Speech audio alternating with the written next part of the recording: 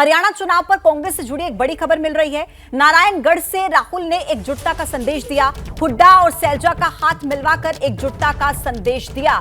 तो देखिए, राहुल गांधी हरियाणा में चुनावी रैली को संबोधित कर रहे थे और इसी दौरान एक बड़ी खबर यह कि नारायणगढ़ से राहुल गांधी एकजुटता का संदेश देते नजर आए। मंच से ही देखिए किस तरीके से कुमारी सैलजा और भूपेंद्र सिंह हुड्डा का हाथ मिलवाकर उन्होंने एकजुटता का संदेश दिया। जिस तरीके से कांग्रेस के भीतर कलह की खबरें सामने आ रही थी, उन सभी को लेकर यह संदेश राहुल गांधी मंच के जरिए देते हुए नजर आ रहे हैं। साथ में उनके प्रियंका गांधी भी मौजूद हैं और इसी मंच के जरिए उन्होंने यह संदेश दिया। कुमारी सैलजा और भूपेंद्र सिंह हुड्डा देखिए आपको इन तस्वीरों में नजर आ रहे हैं। तो ये सब कलह की खबरों के बीच जो सवाल लगातार उठ रहे थे नाराजगी के कि कुमारी सैलजा क्या नाराज हैं और सैलजा और भूपेंद्र हुड्डा के बीच नाराजगी की जो चर्चाएं चल रही थी, उन सभी को यहां पर राहुल गांधी ने खारिज करने की कोशिश करते हुए एक संदेश मंच के जरिए देने की कोशिश की है।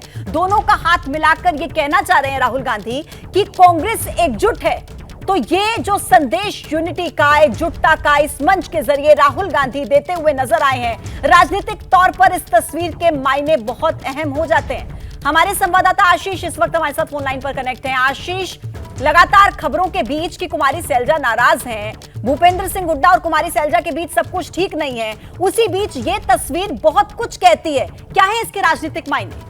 देखिए, इसके राजनीतिक मायने यही है कि राहुल गांधी इस बात को बड़ी अच्छी तरह समझ रहे हैं कि अगर इन दो नेताओं को एक खेमे में नहीं लाया गया या कम से कम लोगों के सामने ये नहीं दिखाया गया कि दोनों मिलकर के चुनाव लड़ रहे हैं, तो बहुत बड़ा राजनीतिक नुकसान कांग्रेस का हरियाणा में हो सकता है। तकरीबन 20 से 22% दलित वोटर्स हैं जिन पर बहुत बड़ा इन्फ्लुएंस एक्सरसाइज करती हैं कुमारी सैलजा, जो लगातार नाराज चल रही थी जिस तरह से उनकी अनदेखी हुई थी।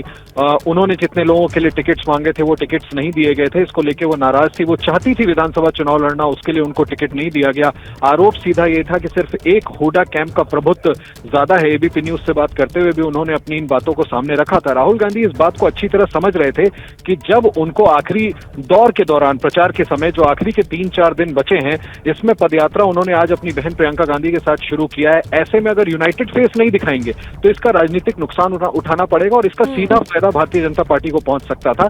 मुझे लगता है इसी वजह से आप देखिए पिछले एक हफ्ते में दूसरी दफा है जब राहुल गांधी ने मंच से कुमारी सैलजा और भूपेंद्र सिंह हुड्डा को एक साथ होते हुए दिखाने की कोशिश की। आज भी देखिए जिस तरह से वो दोनों का हाथ सामने लेकर के दिखा रहे हैं, कम से कम वो ये कोशिश कर रहे हैं कि लोगों तक ये मैसेज जाए कि कांग्रेस यूनाइटेड चुनाव लड़ रही है।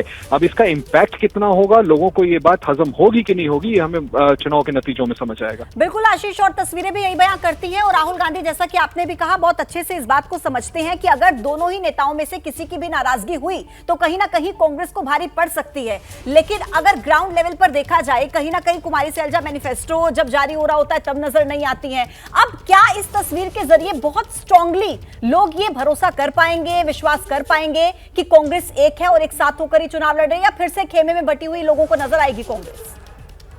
महज राहुल गांधी के एक जेस्चर से साथ में आ जाएंगे और पॉलिटिकली यूनाइटेड वे में आखिरी के 4-5 दिन में प्रचार करेंगे पार्टी के लिए, इसकी गुंजाइश मुझे कम लगती है। बाय एंड लार्ज हरियाणा में लोगों को ये बात पूरी तरह से पता है कि ये दोनों खेमे अलग हैं।